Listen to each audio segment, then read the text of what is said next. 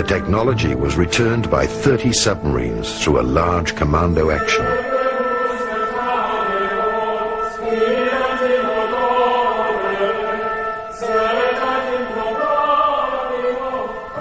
Okay, let's pick up the scenario. We were originally talking about the spiriting out of the two spacecraft out of Berlin before the Allies arrived. We said that they were put aboard two submarines. They spent 6 months at sea, and they finally landed in Argentina. Now, from that point, they were taken into Antarctica, into a section of Antarctica called Queen's Maud's Land. And there they disappeared, and they were not heard of for some time. Now, intelligence sources, and of course I was in the intelligence business at that time with the agency, reports indicated that they were in there and they were operative once again. Now, there was a major concern by world powers to go in and capture the technology and the two spacecraft which they knew were in Antarctica. And the intelligence reports indicated that one known as Admiral Byrd was to be recommissioned, and he was to be sent in there to retrieve the two saucers and also the technology and personnel associated with it. Later reports indicated that Admiral Byrd was given 8 months and unlimited funding to go in and pull this thing successfully off.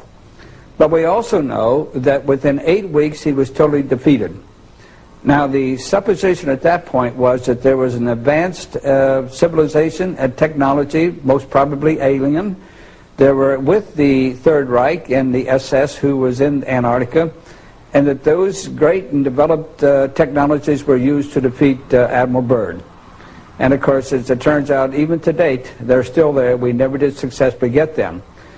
The stories that I have uncovered about the inner Earth is that very early on in the history of the Third Reich, the Nazi elite, and especially Hitler, were trying to establish contact with the civilization living in the inner Earth, which was considered an Aryan civilization of a lot more advanced nature than their brothers, lost brothers living on the surface of the planet. The Thule Society carries the name of the former capital of that civilization, someplace around present-day Greenland, before the previous polar shifts and before Greenland became under ice. Two expeditions were made in the late 30s, early 40s, one attempting to enter the North Polar water opening with a submarine, which proved unsuccessful. A second attempt was made to enter the land opening on the South Pole with an anti-gravity cigar-shaped device, basically a small prototype probably of the giant Andromeda space station that was developed later on by the SS, and it proved successful. The most interesting story is the one that I heard by an American living in Florida who claims to have spent 2 months in the city of New Berlin. This is a city that was developed into the inner Earth, and a part of the Germans from the South Polar colony were admitted by the inner Earthlings and were allowed to build that city there. Very strict admission procedures, no previous SS members, no previous concentration camp guards and so on were admitted. The rumor is that the present-day city of New Berlin is about 2 million people of population, that they have built there most of the buildings that Hitler's personal architect, Spee, was planning to build. They're traveling on Icelandic passports. They are basically the new master race that is probably planned by the Illuminati to repopulate the planet.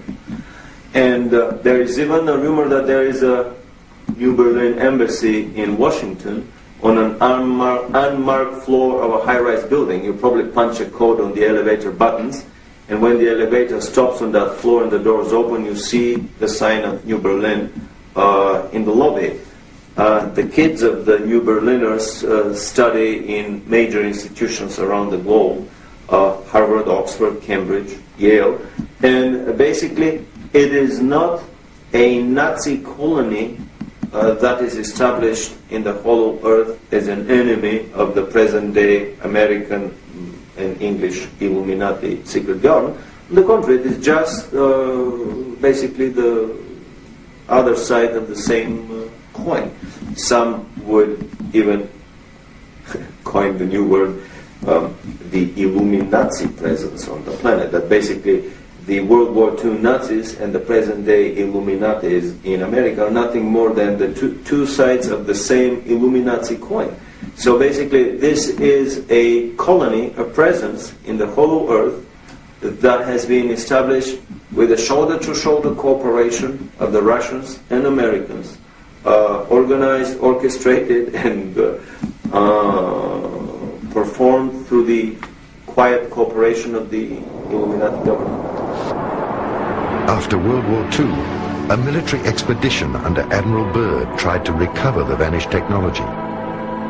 The extraterrestrials let him enter the inner Earth to the Golden City.